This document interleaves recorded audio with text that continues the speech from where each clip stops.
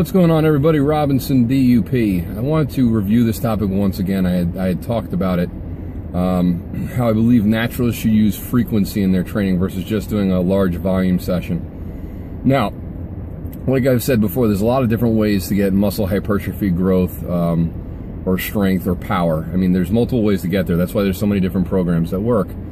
But the thing that I've done with my own body, you know, like when I said my legs were weak, I hit them as often as possible.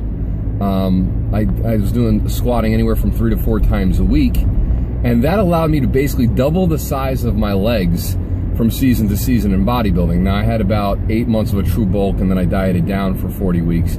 But nonetheless, throughout my off season and through my prep, I was still squatting 3 or 4 times a week.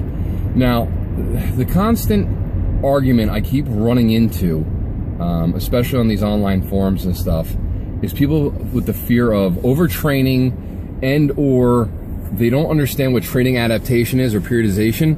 So therefore, they'll start to say, excuse me, I'm getting my reband knee sleeve off. They'll start to say, well, as a natural, there's no way you could recover fast enough between sessions, and or you would become overtrained very, very quickly, and then therefore, you know, like, I don't know what this fear of overtraining is. The common thing is with overtraining is people are misconceiving or have this misconception of as if you're tired, that therefore you're overtrained. A lot of the symptoms that you're diagnosing as overtraining is just due to lack of sleep and improper nutrition. All right. So, and you have no idea of planning structure, and that's not being an insult. A lot of people haven't done the research, haven't done the application, so therefore they don't know any better. And they listen to these bros who say you only need to work out your chest once a week, back once a week. And, you know, I used to do that, and it worked for a while, but eventually I just plateaued and I couldn't get past it. So that's where we started to utilize what we called, you know, daily undulating periodization. Now, I'm not saying this plan is superior or better than anybody else's. It's just something that I've been using that I like. And there's other types of periodization: linear periodization, nonlinear periodization. Layne Norton actually did a little video on this a long time ago. So what am I meaning by this in terms of frequency and periodization? Well, when I'm squatting or doing my legs, what people are thinking is I'm training till failure each and every time. And that's not what I'm doing.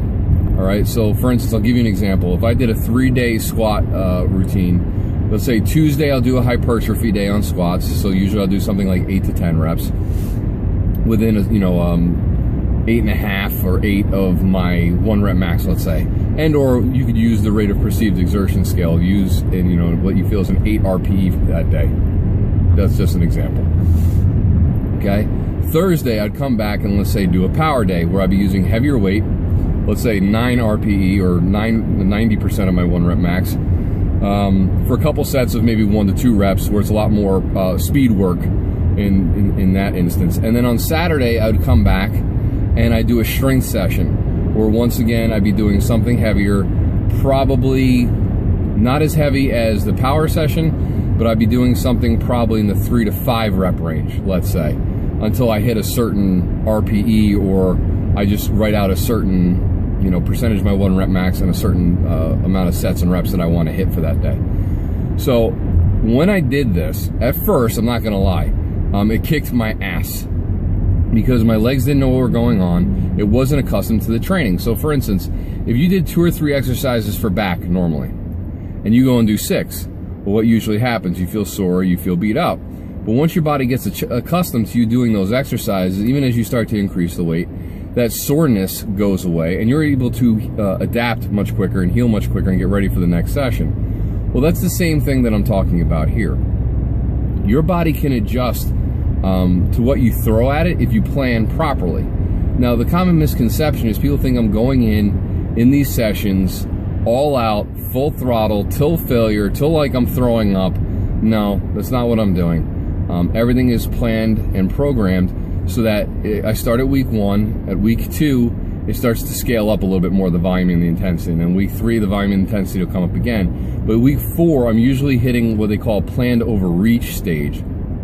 And then week 5, I taper off, which means I reduce the volume, but I still get to maintain the adaptation that I got during that 4-week training block. So that way I don't lose strength. That's why my argument is not to take a week off from the gym, to use a taper, and some other people have another term of a deload where you actually back off the weight.